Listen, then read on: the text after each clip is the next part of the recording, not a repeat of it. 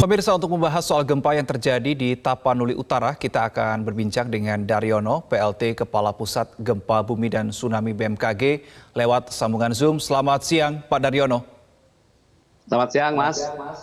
Baik, Pak Daryono, sebelum kita menganalisa gempa yang terjadi tadi pagi ya, kurang lebih setengah 3 dini hari, saya ingin tegaskan atau konfirmasi sekali lagi terkait dengan magnitudo yang terjadi pada pagi hari tadi. Yang pertama kali terjadi, ini apakah 6 skala Richter atau 5,8?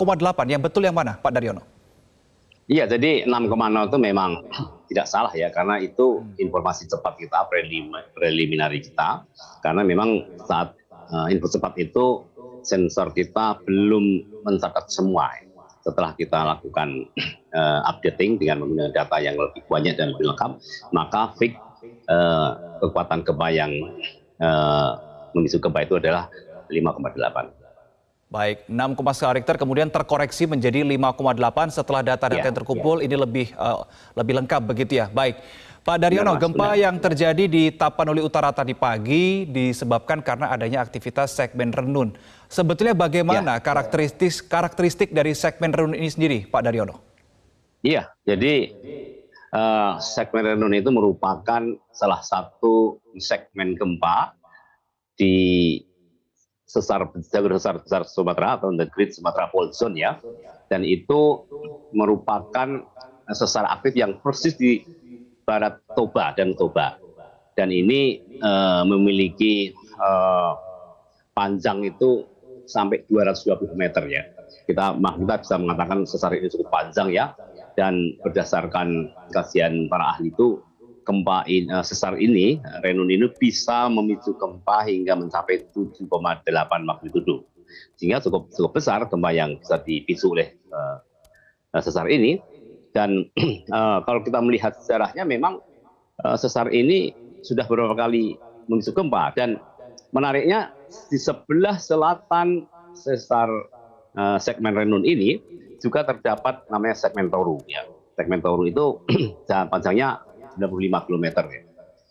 Dia bisa memicu gempa hingga mencapai 7,4. Nah, ini daerah Tarutung ini memang memiliki risiko yang tinggi karena dia ke utara berhadapan dengan Renun, ke selatan berhadapan dengan Toru. Jadi sejarahnya juga setiap gempa yang terjadi di segmen Renun di utara dan segmen Toru di selatan itu selalu menimbulkan kerusakan ya.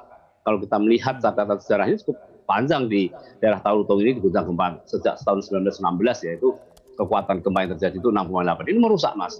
Kemudian 1921 itu 7,0, ini juga merusak. Kemudian tahun 1984 ini kembali 6,4. Ini gempa besar semua, dan tahun 1987 itu 6,6. Dan terakhir kemarin sebelum ini ya Mas, itu terjadi gempa di desa Sarula ya, 14 Juni 2011 itu kekuatan 5,5, hanya kepala 5, dan lebih kecil daripada gempa yang terjadi tadi pagi. Tapi apa yang terjadi? Gempa ini mampu merusak 165 rumah warga karena memang pusatnya itu di desa Sarula itu, dan melukai lebih dari 50 orang ya. Dan kalau tadi kan kekuatannya lebih besar ya, 5,8 ya. Baik, Pak Daryono, tadi Anda katakan baik, tadi Anda katakan bahwa di kawasan Tarutung ini dan tersebar di beberapa desa seringkali terjadi gempa bumi dengan skala yang cukup besar begitu ya. Itu terkait dengan skalanya. Kalau kedalamannya, apakah ini konsisten selalu terjadi gempa dangkal di lokasi sekitar itu? Iya, ini adalah karakteristik gempa shallow crustal earthquake, gempa kerak dangkal, dan itu dipicu oleh sesar aktif ya, karena memang Renun dan Toru itu kan sebenarnya main fault-nya ya, tetapi masih ada supply-nya yang ke kanan kiri persahabat masih ada, dan sehingga seismisitas itu tidak lurus di jalur sesar utama, tapi kadang ada di kanan kirinya karena memang supply sesar itu ada. Dan ini kita sebut sebagai off-fault seismicity itu karena memang gempa-gempa yang terjadi itu tidak hanya di jalur sesar utamanya, dan ini sampai kapanpun akan menjadi semacam ancaman daerah sana. Dan untuk itu agar kita bisa selamat dari gempa, ya tentu saja solusi mitigasi yang benar-benar konkret itu harus dilakukan, baik itu aspek struktural, bangunan gempa, bangunan yang tahan gempa.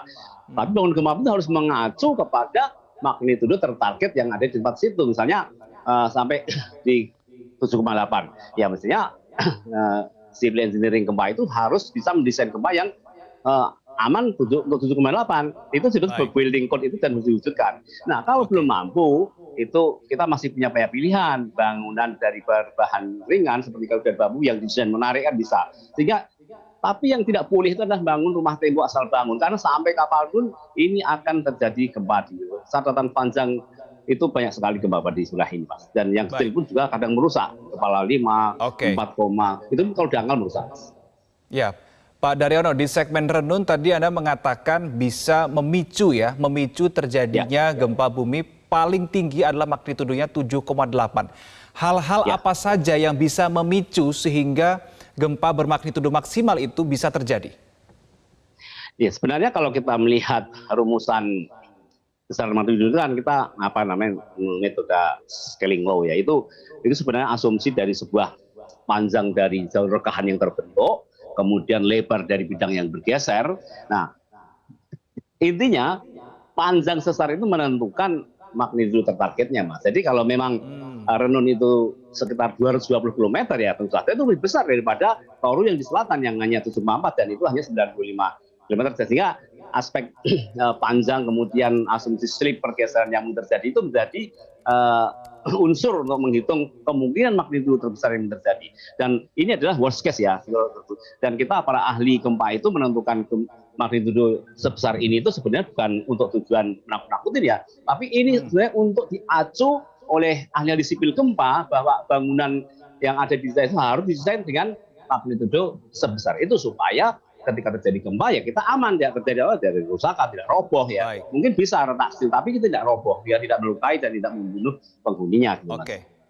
Baik, bukan untuk menakut-nakuti, tapi ini lebih ke arah supaya kewaspadaan yang lebih dibangun oleh masyarakat setempat ya. Mitigasi konkret untuk membangun bangunan tahan gempa. Baik, Pak Daryono, sampai jam 9 pagi tadi kalau kami lihat begitu ya sudah ada sedikitnya 59 kali gempa susulan. Apakah ini artinya sedang terjadi proses pelepasan energi secara bertahap atau segmen renun ini masih ada pergerakan yang terus terjadi secara kontinuitas? Ya, kita sudah mencatat lebih dari 53 yang ini. Kalau kita melihat banyak struktur, kalau kita melihat banyaknya magnitudo itu memang karena karakteristik batuan di sana itu memang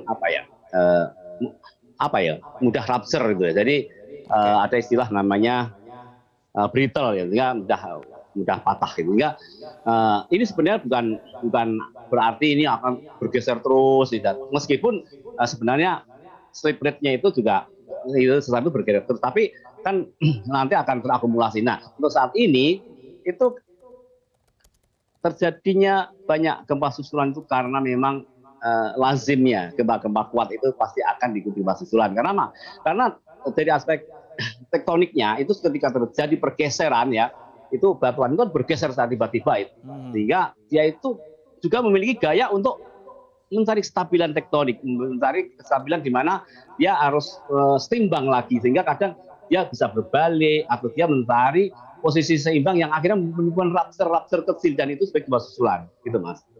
Oke, baik Pak Daryono. Karena sebuah keniscayaan. Ya. Baik, Pak Daryono terakhir, kalau tadi Anda mengatakan bahwa segmen renun ini menjadi salah satu bagian begitu ya dari sesar besar begitu yang berada di Pulau Sumatera, bisa dijelaskan juga laju pergeseran sebetulnya dari segmen renun ini per tahunnya berapa, Pak Daryono? Laju pergeseran di renun ya, wah ini sudah catatan ini ya, sehingga saya bisa. Kalau laju pergeseran itu untuk renun itu sekitar slip rate-nya.